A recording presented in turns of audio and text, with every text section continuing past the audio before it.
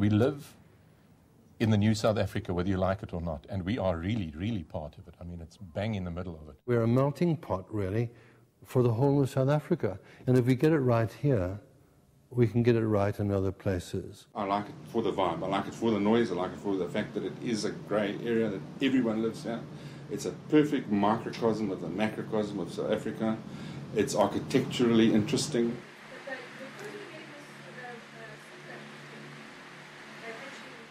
As soon as a building becomes vacant, they move in. The whores move in, the street kids move in, the homeless move in. This historic area is literally biting the dust. I've got a little girl of 9 years, and we can't stand on the stoop. Because as soon as we stand on the stoop, they think we are also prostitutes, and then you'll see the cars driving round and round, so we just stay inside. Something must be done. And the thing is, I mean, we are worried about our kids. For all of us, it's a battle. It's an uphill battle, you know.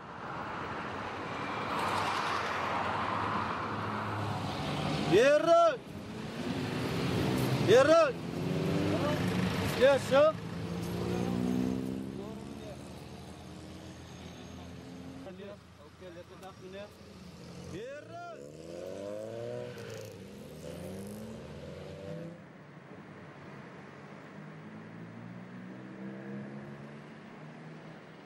As what happens in Hillbrow, these people will start by hiring a flat or two or three, and then they make noise and are busy.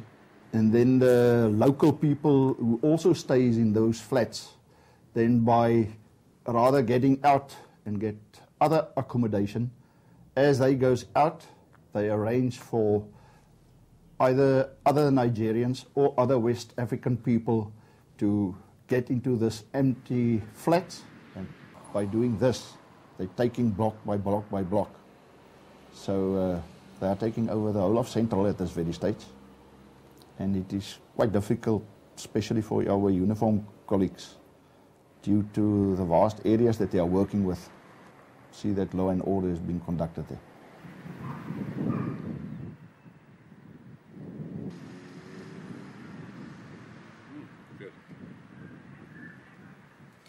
And these so-called, I use the word again, so-called places of entertainment are havens. They're havens for these drug dealers with their evil trade. Some of these clubs in Parliament and Clyde Street operate until 9 o'clock in the morning. They operate at 9 o'clock on a Monday morning so that people who live there have had no sleep on the weekend. Noise pollution is violated every day. Here's another one. He says, we have never in our lives experienced such human decadence. Bottles are smashed, fights in the street take place, and every present stench of human waste wafts into our homes due to them defecating and urinating in our house and property. He says, it's 4:30 in the morning. I stand looking out of my window and am greeted with a pair of young women and a gentleman injecting themselves with who knows what.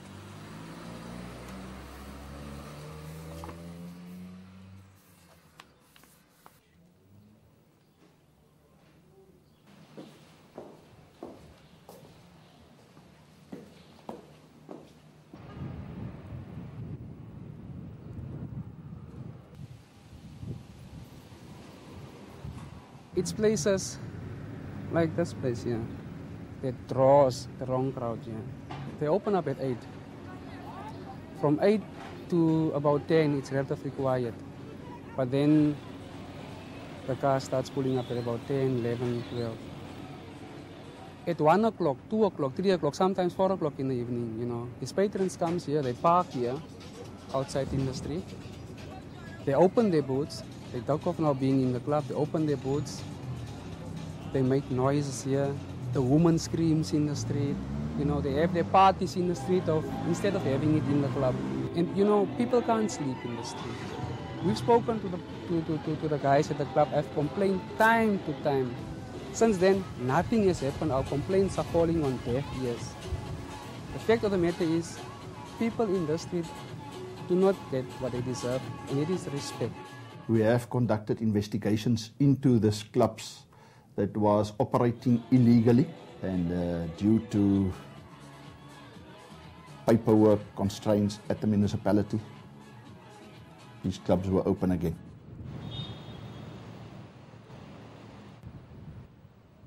We're on top of the situation. We know what we're dealing with, and we're busy addressing it.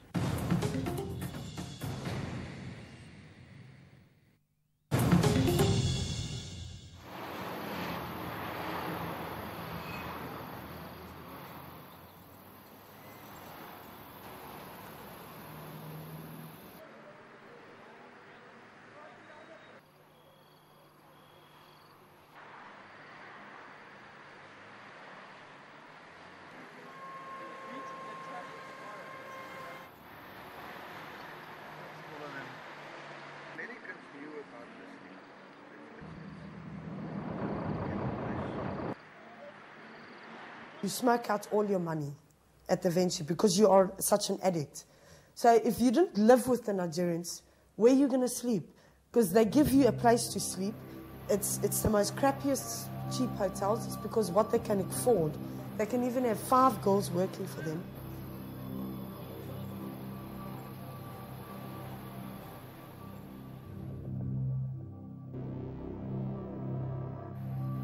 I went up to the 3rd floor there, and people were snorting and they're selling stuff there, they're selling drugs there. Big time.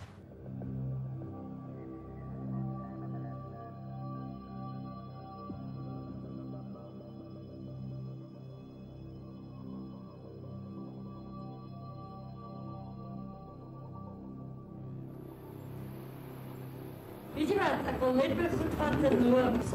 Ik wil net van je. Ik wil niet van de mijn leven zijn. I'm not used to living like this. Whenever there's a raid there, the police say they can't find us, they can't find it. But if you drive down there on certain evenings, you drive down Governor Beck, you pass it Hotel, you always see police vans parking there. You always see police cars parking there.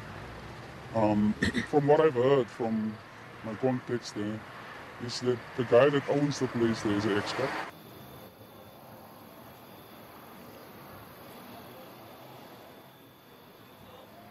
Sometimes they come in our room and search. They understand me, but we are not keeping anything on the room. They knows the man have the hotel. The man got the hotel, they know him very well. Yeah, the owner? He's a friend of them. So sometimes they are like to come in there. They understand me.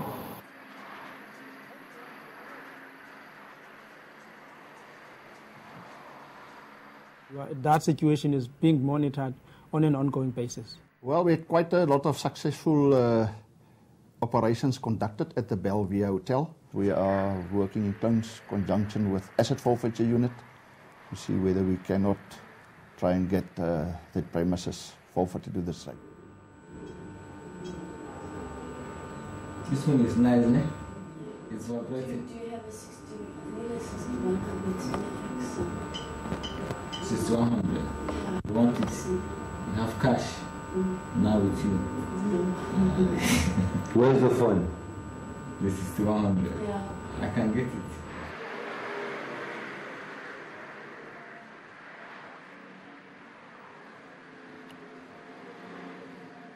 Most of the cell phones that are being stolen, they finds their ways down to the Bellevue Hotel. People that are visiting, that are frequenting that place, will tell you they've been robbed of their cell phones. People are being charged 200 to 300 rand just for their SIM cards.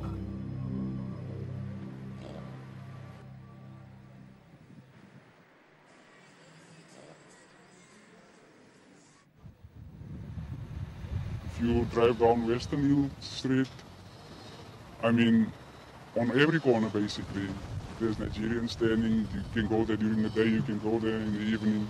They're standing there, they're selling drugs. Where do they get it from? They can't be very far from it.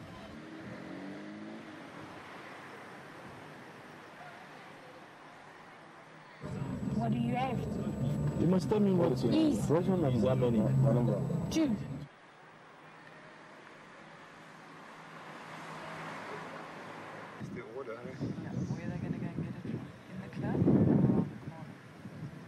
Following them.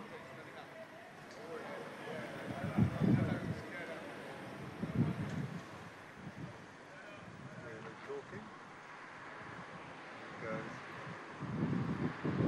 if they got your number and you're trying to stay clean, you don't phone them for a day or two, they'll phone you. And I mean, I got like 4 or 5 different dealers, so they all phone you. If you don't phone them for 1 or 2 days, they'll phone you. Yeah, where you been? What's up? You okay? Come get a free packet. You know, don't worry. And then you're back on it again. And okay, if you drive down Western Road, there's Nigerians selling crack, or whatever else, heroin, whatever. Prostitutes, come here, you know.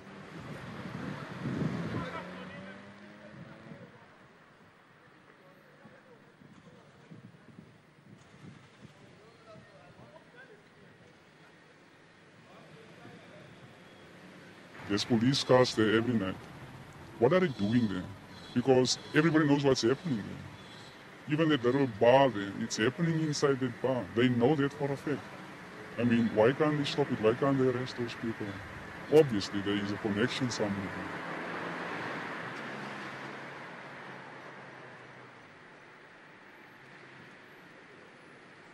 I'll stop my car, get out the car, and there'll be like 5, 10 Nigerians will come to me, what you want, and I can get whatever I want.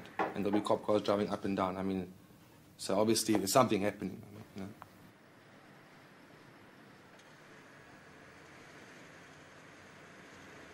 We are on top of the situation, and we have information, and you know, we're just you know, waiting for the right time to hit them.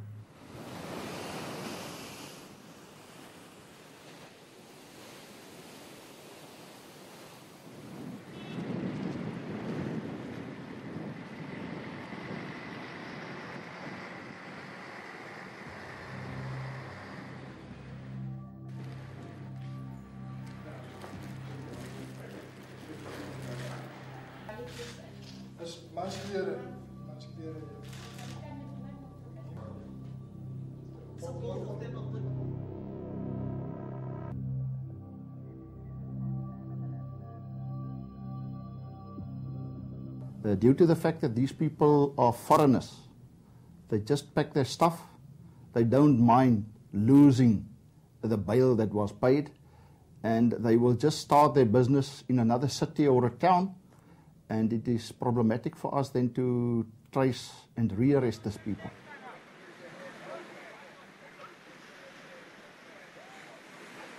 When it comes to trial, then all of a sudden these people, they don't understand English or Afrikaans, then it's very difficult for us to get interpreters that can speak the specific Nigerian language.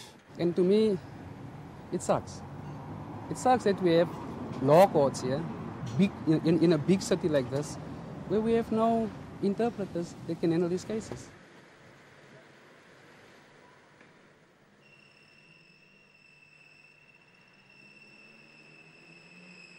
They are needing it, they are wanting it. People, they are buyers, they are here with a lot of money.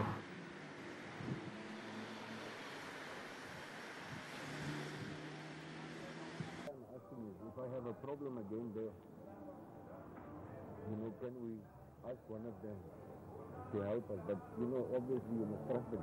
In Port Elizabeth, it's a very small place, like I said, but we're going to have a lot of junkies down here. And I can tell you now, Port Elizabeth doesn't have the capacity to deal with it.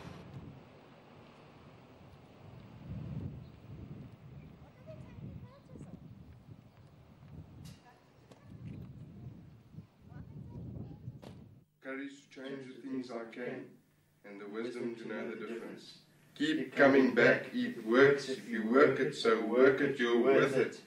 I used to ring up debts of sometimes 20,000, 30,000 rand with the Nigerians in a week. In 1 week I'd smoke, sometimes even more, pawn my cars, pawn other people's cars. Crack cocaine, man, that was the best drug I've ever taken. And to me, I related to having sex. You know, it's better than having sex. If you put a rock in front of me and you put a naked woman in front of me, I would have taken the rock. And, I mean, that's the scary part about it. And any youngster that picks up a rock and he smokes it, he's going to get hooked. Yeah. You know, it's so powerful, he's going to get hooked. I've tried to come clean about, I mean, four or 5 times already, and being in Central is very difficult. Luckily I can come here, although I'm still using. I've cut down a lot. I can come here, you know, and have meetings, so I do feel a lot less hopeless.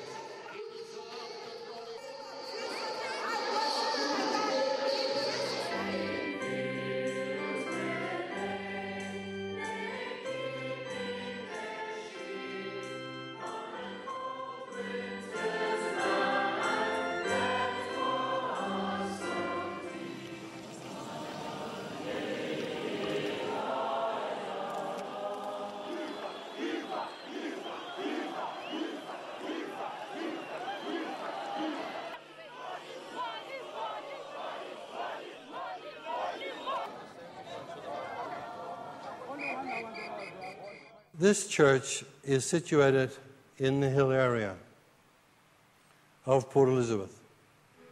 There has been much in the newspapers about the hill area. We know that bad things are being birthed here. We know of the drug lords. Yes, there are bad things, but the bad things are not going to dictate what Central is like.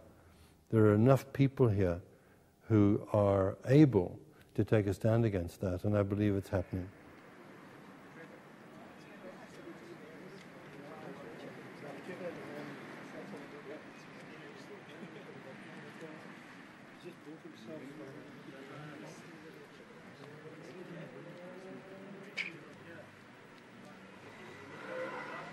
Central represents the jewel in the crown of Port Elizabeth. It's here that it all started. This is really a major part of Central. If you look around you, you can see extremely old buildings, historical buildings. We've got the Donkin buildings low down here. We've got the Grey Institute behind you. We've got that old church which is well over 100 years old. We've got great historical landmarks around us here. I've been coming into Central for 20 years and I have a passion for what's happening here. When I take a look at the way the jewel has started to tarnish, it really is very sad. And I think a large number of people in Port Elizabeth feel the same about that. And while taking efforts and joining forums and really doing something to try and get Central back and reclaim lost ground. Remember, guys don't speak to the girls.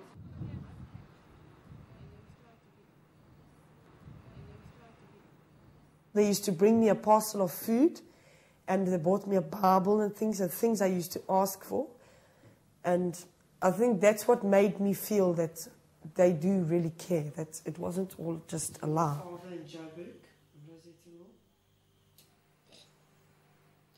With the kids. Do this piece. Let me just show you an example. My Nigerian I stayed with wasn't a bad guy at all. And he was, in fact, he started becoming my boyfriend. So I didn't want to leave him. A lot of the guys have it's a boyfriend-love relationship. Yet, you know, he'll be with her while she prepares to go out to work, and then she works, you know, and they might have children together. Of the guys that I've met, highly talented guys, highly skilled guys, very well educated.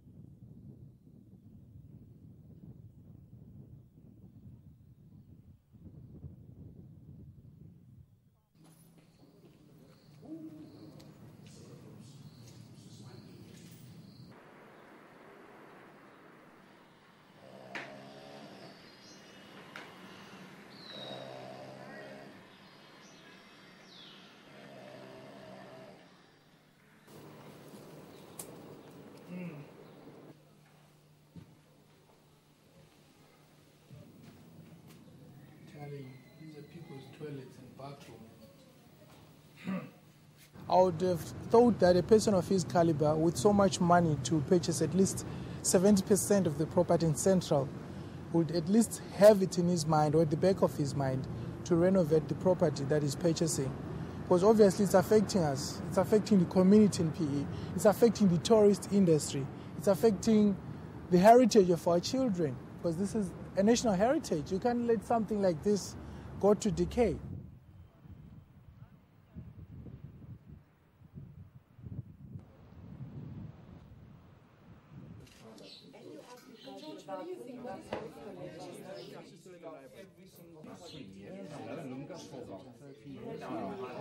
There is not a property person in this town that can understand why you buy property and allow it to decay to such an extent that you cannot let it, or you let it to the absolute rats and mice of society. Maybe the plan is to let it run to seed. Property prices devalue, you buy them up rapidly, and eventually you turn it into a wonderland. Somewhere, somehow, I think there is a problem. Or maybe he does not know about of what's happening with his properties. But somebody must tell him that, sir, your properties are being vandalized. So really, as a businessman, you are losing a lot of money.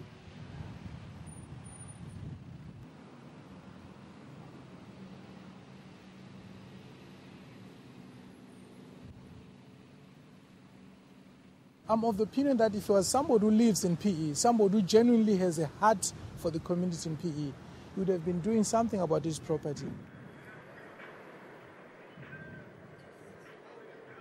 The municipality's hands right now are tied. There's no law that they can use to force the property owners to do anything about their properties. I have been asking for a bylaw for 4 years. It still hasn't been done.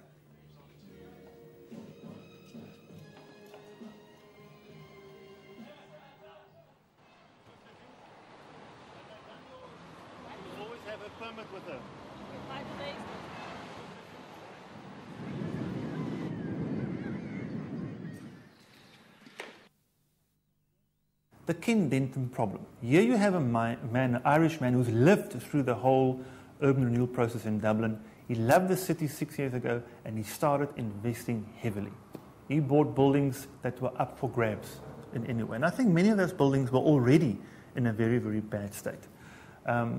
It looks like Mr. Denton, who's not a developer it seems, but more of an investor, is waiting for the right signs to do something with these buildings. I am talking to him. You can get him as an ally if you provide him with those kind of incentives, such as the tax incentives, to start investing in his properties. We have now applied for tax incentives. That means that people who buy a property, demolish it, whatever the case might be, could qualify for an accelerated depreciation rate over a 4-year period. That's a very, very powerful tool.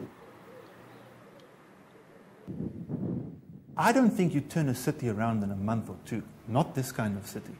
Not with these kind of problems. A huge effort will be required from me as a person, from this organization, but also from the municipality.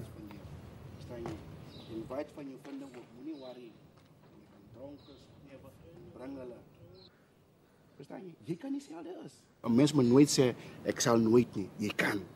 Niks is onmoontlik nie. Alles hang van jou af as persoon. Verstaan jy? I say people believe in Port Elizabeth, believe in yourself, whatever dreams you have, you can achieve it, and believe and pray and say, speak positive about PE.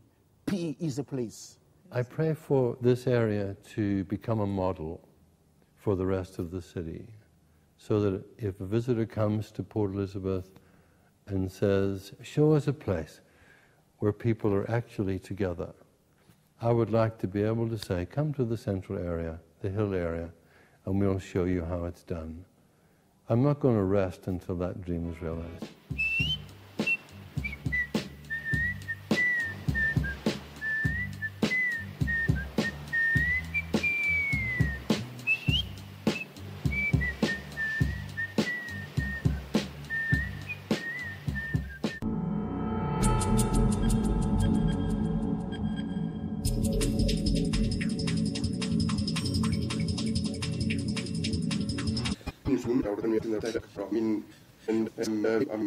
That's